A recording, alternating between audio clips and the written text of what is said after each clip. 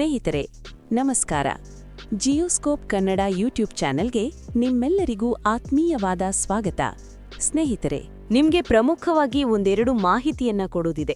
ಏನು ಕೇಳಿದ್ರೆ ಸ್ನೇಹಿತರೆ, ಇರಾನ್ನಲ್ಲಿ ಕ್ಷಣಕ್ಕೂ ಪರಿಸ್ಥಿತಿ ಬಿಗಡಾಯಿಸ್ತಿದೆ. ಅಲ್ಲಿನ IRGC ಮನ್ಸೋಯಿಚೆ ಪ್ರತಿಭಟನಾಕಾರರ ಮೇಲೆ ಗುಂಡಿನ ಮಳೆಗೈತಿದ್ದಾರೆ. ಜೊತೆಗೆ ಭಾರತ ತನ್ನ ಮಿಸೈಲ್ ಕ್ಷೇತ್ರದಲ್ಲಿ ಅದ್ಭುತ ಮೈಲಿಗಲನ್ನ ಸ್ಥಾಪಿಸಿದೆ. ಅದೇನು ಅಂತ ಈ ವಿಡಿಯೋದಲ್ಲಿ ತಿಳಿಸ್ಕೊಡ್ತೀನಿ. ವಿಡಿಯೋನ ಎಲ್ಲೂ ಸ್ಕಿಪ್ ಮಾಡದೆ ನೋಡಿ. ಮೊದಲು ಮಿಡಲ್ ಈಸ್ಟ್ನಲ್ಲಿ ಉಂಟಾಗಿರುವಂತಹ ಕಾರ್ಮೋಡದ ಬಗ್ಗೆ ನೋಡೋಣ. ನಂತರ ನಮ್ಮ ಭಾರತದ ಬಗ್ಗೆ ಹೇಳ್ತೀನಿ. ಅಮೆರಿಕ ಅಧ್ಯಕ್ಷ ಟ್ರಂಪ್ ಬಗ್ಗೆ ಮತ್ತೊಂದು ಸ್ಫೋಟಕ ಮಾಹಿತಿ ಸಿಕ್ಕಿದೆ.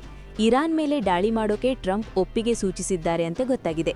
ಇತ್ತೀಚೆಗೆ ಇರಾನ್ ಮೇಲೆ ಆಪರೇಷನ್ ಮಾಡೋ ಬಗ್ಗೆ ಅಮೆರಿಕದ ಸೇನಾಧಿಕಾರಿಗಳು ಟ್ರಂಪ್ ಮುಂದೆ ಬ್ರೀಫಿಂಗ್ ಮಾಡಿದ್ರು.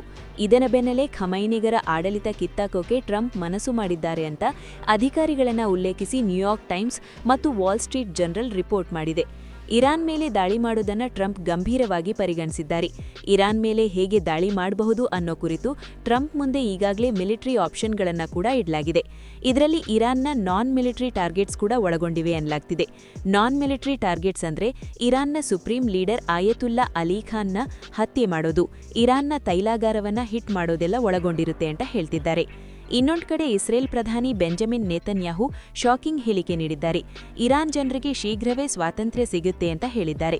ಇರಾನ್ನ ಶಕ್ತಿಶಾಲಿ ಮತ್ತು ಧೈರ್ಯಶಾಲಿ ಜನರ ಜೊತೆ ನಾವಿದ್ದೇವೆ, ನಮ್ಮ ಶಕ್ತಿ ಇದೆ. ಒಮ್ಮೆ ಅಲ್ಲಿನ ಸರ್ಕಾರ ಬಿದ್ರೆ ಇಸ್ರೇಲ್ ಮತ್ತು ಇರಾನ್ ಪುನಃ ಪಾರ್ಟ್ನರ್ ಆಗುತ್ತೆ. ನಾವಿಬ್ರು ಒಟ್ಟಾಗಿ ಉಭಯ ದೇಶಗಳ ಜನರಿಗೆ ಬೆನಿಫಿಟ್ ಆಗೋ ಕೆಲಸ ಮಾಡ್ತೀವಿ. ಆದಷ್ಟು ಬೇಗ ಇರಾನ್ ದಬ್ಬಾಳಿಕೆಯ ಸರ್ಕಾರದಿಂದ ಮುಕ್ತಗೊಳ್ಳುತ್ತೆ ಅಂತ ನಾವು ನಂಬುತ್ತೀವಿ ಅಂತ ಹೇಳಿದ್ದಾರೆ. ಇತ್ತ ಇರಾನ್ ಪಕ್ಕದಲ್ಲಿರುವ ಕುವೈತ್ ಕೂಡ ಅಲರ್ಟ್ನಲ್ಲಿದೆ. ಯುದ್ಧ ಶುರುವಾದ್ರೆ ಇರಾನ್ ಅಮೆರಿಕದ ನೆಲೆಗಳಿಗೆ ದಾಳಿ ಮಾಡಬಹುದು. ಹೀಗಾಗಿ ಗಲ್ಫ್ ದೇಶಗಳು ಅಲರ್ಟ್ನಲ್ಲಿವೆ. ಇನ್ನು ಅಮೆರಿಕ ದೊಡ್ಡ ಪ್ರಮಾಣದಲ್ಲಿ ಸೇನಾ ನಿಯೋಜನೆ ಮಾಡ್ತಿದೆ ಅಂತ ಮಾಹಿತಿ ಲಭ್ಯವಾಗಿದೆ. ಈ ನಡುವೆ ಪ್ರತಿಭಟನೆ ನಡೆದಿರೋ ಇರಾನ್ನಲ್ಲಿ 100ಕ್ಕೂ ಅಧಿಕ ಭದ್ರತಾ ಅಧಿಕಾರಿಗಳು ಮೃತಪಟ್ಟಿದ್ದಾರೆ. ಇರಾನ್ ಇಂಟರ್ನ್ಯಾಷನಲ್ ಅನ್ನುವಂತಹ ಪತ್ರಿಕೆ ಈಗ ವರದಿ ಮಾಡ್ತಾ ಇದೆ.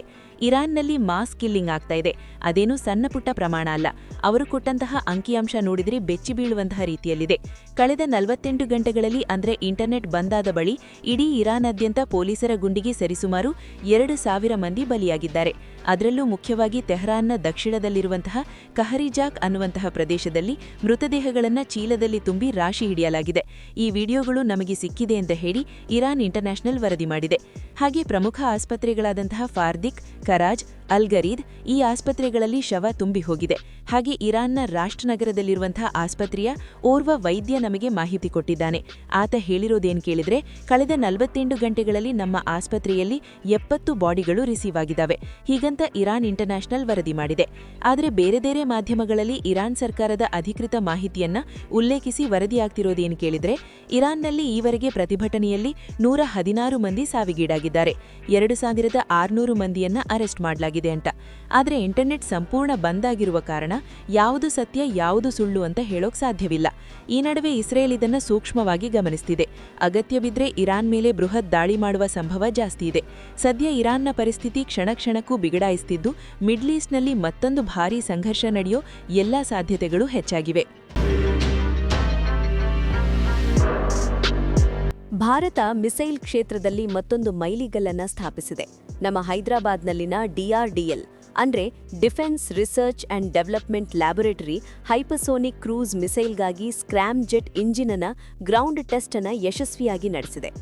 ಭಾರತ ಇನ್ನು ಮುಂದೆ ಹೈಪರ್ಸೋನಿಕ್ ಕ್ರೂಸ್ ಅನ್ನು ಹೊಂದಿರುವ ಕೆಲವು ಎಲೈಟ್ ದೇಶಗಳ ಪಟ್ಟಿಯಲ್ಲಿ ಸ್ಥಾನವನ್ನ ಪಡ್ಕೊಡುತ್ತೆ. ಹಾಗಾದ್ರೆ ಏನಿದು ಹೈಪರ್ಸೋನಿಕ್ ಕ್ರೂಸ್ ಮಿಸೈಲ್?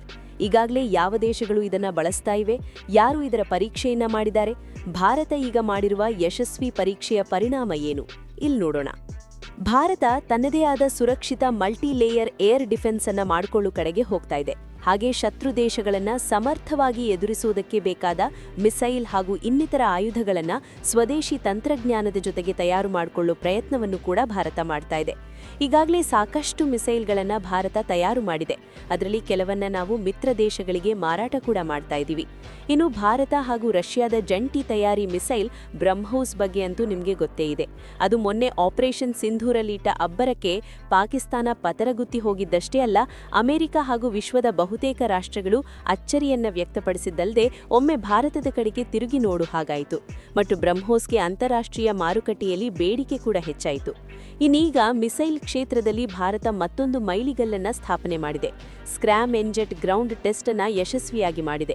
ಸುಮಾರು 12 ನಿಮಿಷಗಳ ಈ ಟೆಸ್ಟು ಅತ್ಯದ್ಭುತವಾಗಿ ನಡೆಯಿತು ಮತ್ತು ನಿರೀಕ್ಷೆಯಂತೆ ಪರೀಕ್ಷೆ ಯಶಸ್ವಿಯಾಯಿತು ಅಂತ ಡಿಆರ್ಡಿಒ ಹೇಳಿದೆ. ಗೆಳೆಯರೇ, ಇಲ್ಲಿ ಹೈಪರ್ಸೋನಿಕ್ ಕ್ರೂಸ್ ಮಿಸೈಲ್ಗಳ ಪರೀಕ್ಷೆಯನ್ನ ಸಾಕಷ್ಟು ದೇಶಗಳು ಮಾಡ್ತಾ ಇವೆ. ಸದ್ಯಕ್ಕೆ ಅಮೆರಿಕದ ಬಳಿ ಕೂಡ ಈ ಮಿಸೈಲ್ಗಳಿಲ್ಲ. ಫ್ರಾನ್ಸ್, ಜಪಾನ್, ಆಸ್ಟ್ರೇಲಿಯಾಗಳಲ್ಲೂ ಕೂಡ ಇಂಥ ಪರೀಕ್ಷೆಗಳು ನಡೀತಾ ಇವೆ. ಇನ್ನು ರಷ್ಯಾ ತಾನೀಗಾಗಲೇ ಹೈಪರ್ಸೋನಿಕ್ ಅನ್ನ ಹೊಂದಿರೋದಾಗಿ ಹೇಳ್ಕೊಡುತ್ತೆ.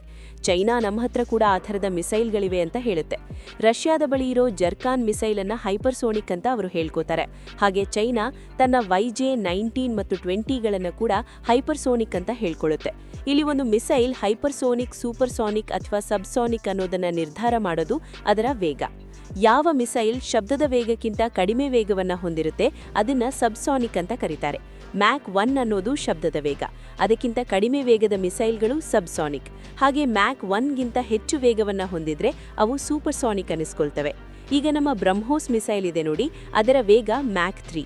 ಅದು ಸೂಪರ್ಸಾನಿಕ್ ಮಿಸೈಲ್. ಇನ್ನು ಹೈಪರ್ಸಾನಿಕ್ ಅಂದ್ರೆ ಮ್ಯಾಕ್ 5ಗಿಂತ ಹೆಚ್ಚು ವೇಗವನ್ನ ಹೊಂದಿರುತ್ತೆ.